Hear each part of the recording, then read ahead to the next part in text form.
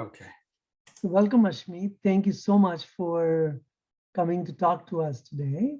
Just wanted to start off by having you introduce yourself and tell us what you do and how you heard about the center. Hi, Ashish. It's a pleasure to be here today. My name is Ashmeet. I grew up in India and came here as a student. So I'm definitely the immigrant who became a resident here in the US. Have lived here for about 30 years in Silicon Valley and heard about you through the grapevine. I don't actually remember exactly how, because I think it was about 10 years ago that I first heard about you. And signed up for a screening and then have just stayed engaged over the years because you offer such an interesting and valuable service to the Indian community here. Great. Yes, you have been absolutely been around with us for the longest time, and you've seen actually multiple programs, right? The Aim to Prevent program to start off with, and then the Stop Diabetes program as well. So tell us a little bit about your experience with those programs. I'm very fortunate that I've always enjoyed good health, but obviously health is not something we should take for granted. And as this relationship with you has matured over the years, these various programs, I heard about them. I thought, okay, why not try it? It sounds like a good idea. And, perhaps because of the COVID frustrations, all the lockdowns a couple of years ago, when I saw the flyer for the Stop Diabetes program, I was like, this sounds interesting. Let's take a chance. And so I signed up for it. And it was a fascinating experience. It's been a year-long journey to go through the program. And again, I'm not diabetic or I don't have any risk of diabetes other than the general population risk that we all obviously have an increased risk in the Indian population. And so it was in the back of my head as, something to think about, something to monitor. But I've learned so much, I've enjoyed it, and I can honestly say that it has changed my lifestyle. Great. And so what aspects of the lifestyle were you working on? Well, the most obvious one was that once I crossed, 40 years of age, I noticed that there was a pound here, a pound there, the weight slowly starts inching up. Again, I've always been slim, so it was never that I was fat or I felt overweight or something like that. But, you do loosen the belt one notch one day and say, that's interesting. I didn't used to do that before. And so I was certainly aware of that.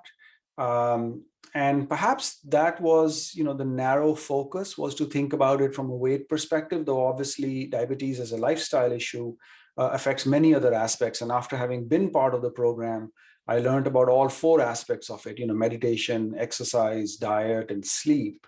The four legs of the stool, if you will, that contribute to a healthy lifestyle. And I believe I've made improvements in all four of those. And all four of those will contribute long term to a healthier lifestyle. Awesome. So let's dig into the program just a little bit more and talk about the several aspects of the program. And I want to kind of have you describe or perhaps talk about what has worked for you. So for example, the program has a curriculum, the program has a personal coach, the program has office hours, the group support through WhatsApp. What are the aspects that you have used or utilized, and which ones work for you most effectively? Well, I've certainly used all of the aspects that you mentioned. But it started for me from the very first meeting with Erica in the very first session that we had when the program started, when the approach of the program was fascinating. This was a lifetime approach. This was thinking about healthcare, health from a lifetime perspective. This was not a silver bullet, quick, simple solution which would make an impact. And so at one level, that's daunting to think about something that you want to do for the rest of your life. But when you look at it from the perspective of, do you want to be healthy for the rest of your life? Of course, we all want to be healthy for the rest of our life. And so I was fascinated when Erica framed the very first conversation from, well, let's not talk about anything that we don't want to do for the rest of our life. So everything had this very long-term, thoughtful perspective. And then, of course, the underpinnings being academically rigorous. I'm a bit of a nerd, I'm a bit of a geek. And so the fact that Erica had, peer-reviewed, journal-published CDC studies, research papers, which she could cite on why we suggest certain things or how you should think about certain aspects of changing your behavior. That was amazing credibility. And I think it motivated me right from the beginning to take it seriously, to take it as, it sounds trivial. It sounds like a very tiny thing, but let's take it very seriously. Let's think about it. And one of the first habits that I learned from the program was mindful eating. I realized that, being a busy executive, entrepreneur, VC, Silicon Valley, you eat on the go. It's also part of our American culture, right? I mean, we literally have food to go. We drive through when we have fast food. We invented the fast food category in the world. And so as an entrepreneur, I have appreciated Ray Kroc, starting McDonald's, creating that whole category. But as a citizen, as a resident, that's not the healthiest way to eat. Mindful eating sounds so simple, and it has had a dramatic impact on me. So that's a technique that I learned from Erica and Anita, my coaches, through this program. In terms of the actual tools that the program offers, it starts with a class once a week initially, and then slowing down to every 2 weeks, once a month, where, it may feel a little bit like a classroom when you start out, but she's telling stories. It's very interactive. You're listening to these things and learning really deep research, scientific truths about ourselves, about how we eat, how we sleep, why meditation is so important, how it has an impact on our lifestyle. And always, balanced with the fact that there is no mandatory way, there is no one rigid way in which you have to do this thing, don't eat butter or only eat meat, or there's no such thing. It's all about building a balanced, thoughtful, careful lifestyle that you can sustain. And so started with the class, one-on-one coaching with your coach, very useful, of course. That's very personalized. It's directly with you. And there's a little bit of that, okay, I signed up for this last week, I better have done it this week, because she's going to ask me, did you practice what you thought that you were going to do that? And that gentle nudge, Anita has a wonderful style where, she'll just ask very gently, so did you do it? How many times did you do it? And then you're like, oh my God, I got to do it because she's going to ask me next time. So it makes you, it encourages you to do it a little bit more. And then slowly it just becomes a habit. It's as natural as waking up in the morning and brushing your teeth is to wake up and meditate in the morning. It just becomes a habit. And of course, if you can make something a habit, then it stays for the rest of your life.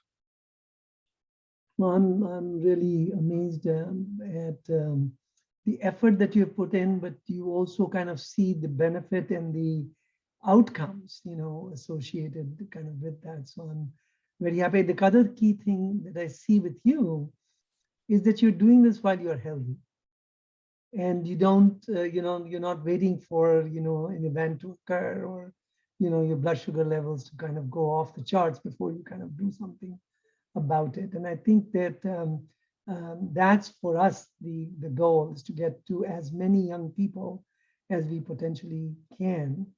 If you were to kind of, look at a few takeaways that you could spell out for our audience, and something that they could start looking at doing with or without us, what would those be?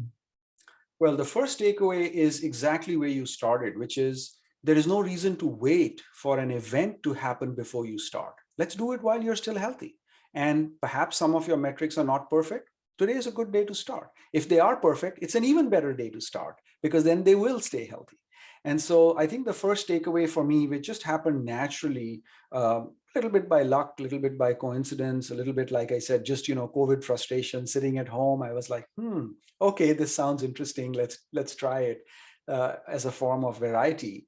So the first takeaway is start now, start tomorrow, start day after. There's never any good time, never any bad time to get started. So that's the first takeaway.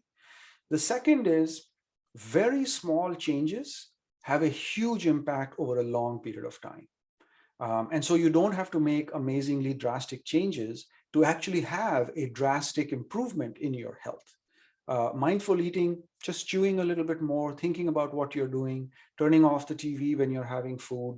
For me, that's had a huge impact in terms of how I eat, how much I eat, I'm aware of what I'm eating. Perhaps there's a different technique that will help you. There are so many techniques that Erica discusses. There's so much research into what works, what doesn't. This is not a fad. This is not a one-time thing. This is not pop psychology. These are deeply researched, very well understood ways in which you really can live a healthy lifestyle. Perhaps it resonated with me also because you may know I grew up on a farm. My father was a farmer in very rural India. And so I have seen, a very ancient lifestyle. I have lived a very ancient lifestyle.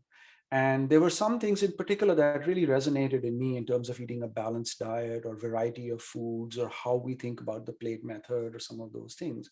Those are just natural ways in which we used to live hundreds and thousands of years ago, which I had the privilege of actually having lived as a child. And so some of those things were very interesting to me. I would say, to summarize, the second takeaway is it's about small changes which can have a huge impact on your life. Do that. And the third is it's all natural. We're not doing anything unnatural over here. It's a deeply researched, academically rigorous program which will work with your lifestyle. They're not saying you have to become vegan or vegetarian or only eat, a red diet or anything like that. And so I think all of those things are important takeaways from this program, which make it so effective. All right. And what is the one change that you have personally made that you feel you couldn't have done without the help of the center? Well, I think the plate method is something that I had heard of, but had never practiced. Again, perhaps being Indian, having grown up in a large family, that social aspect of eating was very important to me. And and I used to eat like that, just put a lot of food on the table, take a little bit, take a little bit more, take a little bit more. And before you know it, you've actually eaten much more than you needed to eat from your stomach. You were eating from your mind, you were eating from a social perspective for other reasons, not because you wanted to eat the food.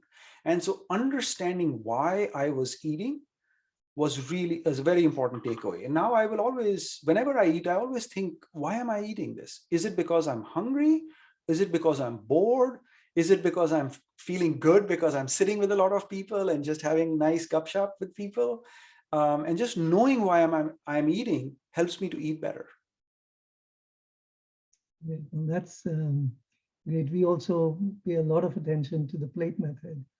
And we've tried, a whole bunch of things, but the plate method being such a great visual, really helps people not having to count.